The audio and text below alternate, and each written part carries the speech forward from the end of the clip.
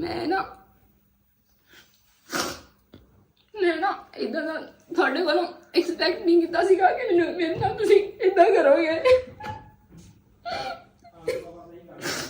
अस्सलाम वालेकुम दोस्तों, अक्सर बेशतर ये समझा जाता है कि बेटे बड़े होकर कमा कर और शाहाना तरीके से रखेंगे, अपनी और अपने वालिदैन की अच्छी देखभाल करेंगे, मगर वतन अजीज़ की इस बेटी ने, जिसे पूरा मुल्क क्या पूरी दुनिया अलीज़ा शहर के नाम से जानती है, इसने इन तमाम मखरूजों को गलत साबित कर दिया है।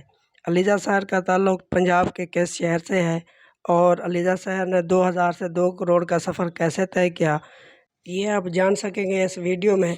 आपसे गुजारिश है कि हमारे चैनल को सब्सक्राइब कर दें और बेल आइकन के बटन को लाजमी प्रेस करें ताकि हर आने वाली वीडियो आप तक पहुंचती रहे।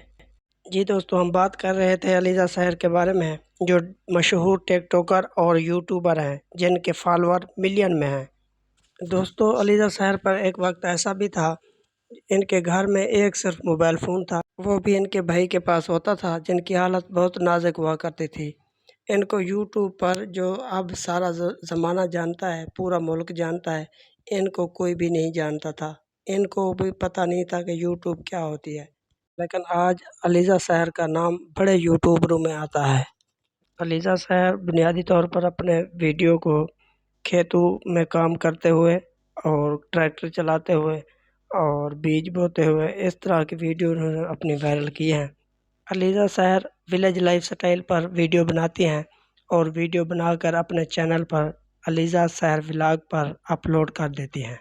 अलीज़ा शहर में एक हाल ही में इंटरव्यू में बताया है कि उन्होंने 2 करोड़ की कोठी अपने हासलपुर शहर में अपने माँ बाप को बना कर दी है।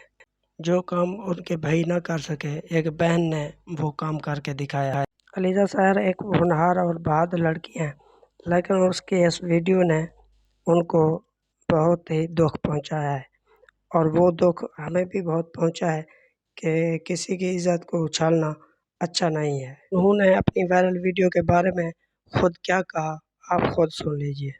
नाची पैना जद नंगा ही कर छड्या ना ते घुंड कादा ते सुबह उस वक्त मैं साइबर क्राइम गई मुल्तान, सवेर तो शाम तक मैं उत्थे रुली, मेरा फुल तावन किया गया। मैं सारियां उन्दियां तस्वीरां डिटेल जो उत्थे निकली गई ना, उहदे नाल इहदी कुत्तियां वर्गी करनी सी ना उस इंसान दी, उस कुत्ते बगैरत दी इंसान दी, कोई मैं उहनूं की कहां। औकाड़े दा हैगा, कतर विच जाके बैठा हैगा वा, आर्मी च है सी, उत्थों भी निकल गया। कामयाब हुई 2017 दी मैं लगी हुई हां। हुण तुसीं खुद देख लो कि सन किहड़ा जा रहा। मैं इन्नी मेहनत की, कुत्ते बिल्ले बकवास मारन दे हैगे आ, ਜਿਹੜੇ ਸਪੋਰਟ ਕਰਨ ਦਾ ਉਹਨਾਂ ਲਈ ਜੀ ਬਹੁਤ ਜ਼ਿਆਦਾ ਰਿਸਪੈਕਟ ਇੱਜ਼ਤ ਜੀ ਉਹਨਾਂ ਦਾ ਬਹੁਤ ਬਹੁਤ। ਕਿ ਮੈਨੂੰ ਫੁੱਲ ਬਲੈਕਮੇਲ ਕੀਤਾ ਗਿਆ ਸ਼ੁਰੂ ਦਿਨ ਤੋਂ ਹੀ। ਮੈਂ ਜਦੋਂ ਦੀ YouTube ਤੇ ਆਈ ਆ ਨਾ, ਮੈਨੂੰ ਚੱਜ ਨਾਲ ਨਾ ਜੀਣ ਨਹੀਂ ਦਿੱਤਾ ਤੇ ਸ਼ੁਰੂ ਦਿਨ ਤੋਂ ਮੈਨੂੰ ਬਲੈਕਮੇਲਿੰਗ। ਤੁਸੀਂ ਬਿਹਤਰ ਜਾਣਦੇ ਹੋ ਕਿ ਤੁਸੀਂ ਕੀ ਕਰਨਾ ਪਾਕਿਸਤਾਨ ਚ ਹੁੰਦੇ, ਜਿੱਦਾਂ ਕਿ ਮੈਂ ਤੁਹਾਨੂੰ ਦੱਸਿਆ ਕਿ ਮੈਨੂੰ ਛੱਡਣਾ ਕੋਈ ਨਹੀਂ ਸੀ। ਹੁਣ ਜੇ ਨੈਕਸਟ ਬੰਦਾ ਕੋਈ ਮੇਰੀ ਵੀਡੀਓ, ਮੇਰਾ ਲਿੰਕ ਕੁਝ ਵੀ ਲਗਾਉਂਦਾ ਨਾ, ਤੇ ਨੈਕਸਟ ਵੀਡੀਓ ਉਹਨਾਂ ਦੀ ਹੋਏਗੀ ਕੋਈ ਬਕਵਾਸ ਮਾਰਦਾ ਨਾ ਫੇਕ ਜੀ, ਅਲੀਜ਼ਾ ਫਿਲਮਾਂ ਵਿੱਚ ਜੀ ਆਉਣਾ ਚਾਹੁੰਦੀ ਸੀਗੀ, ਉਹਨੂੰ ਮਸ਼ਹੂਰ ਹੋਣ ਦਾ ਬਹੁਤ ਸ਼ੌਕ ਸੀਗਾ ਉਹਨੂੰ ਜੀ, ਜਿਹੜਾ ਨਾ ਮਸ਼ਹੂਰ ਹੋਣ ਦਾ ਬਹੁਤ ਸ਼ੌਕ ਸੀਗਾ। ਉਹ ਕਹਿੰਦੀ ਬਹੁਤ ਜ਼ਿਆਦਾ ਗੰਦੀ ਬਕਵਾਸ ਮਾਰੀ ਗਈ ਹੈ ਮੇਰੇ ਬਾਰੇ 'ਚ, ਤੇ ਨੈਕਸਟ ਵੀਡੀਓ ਜੀ ਉਹਨਾਂ ਦੇ ਮੁਤਲਕ ਹੋਏਗੀ ਜੋ ਬਕਵਾਸ ਮਾਰਨਗੇ ਮੇਰੇ ਬਾਰੇ 'ਚ।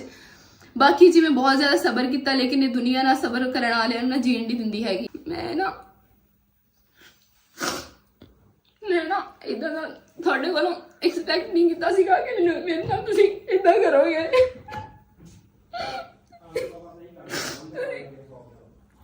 ਤੁਸੀਂ ਸਾਰਿਆਂ ਨੇ ਮੇਰੇ ਨਾਲ ਬਹੁਤ ਪਿਆਰੀ ਕੀਤੀ। ਅੱਲਾ ਪਿੱਛੇ ਨਾ ਉੱਤੇ ਛੱਡੀ, ਅੱਲਾ ਵੀ ਉਹਨਾਂ ਨੂੰ ਤੜਫਾ ਕੇ ਕੁੱਤੇ ਦੀ ਮੌਤ ਮਾਰੇਗਾ। ਬਾਕੀ ਜੀ ਬਹੁਤ ਸ਼ੁਕਰੀਆ ਜੀ ਤੁਹਾਡੇ ਤਾਬਨ ਦਾ ਜਿਨ੍ਹਾਂ ਨੇ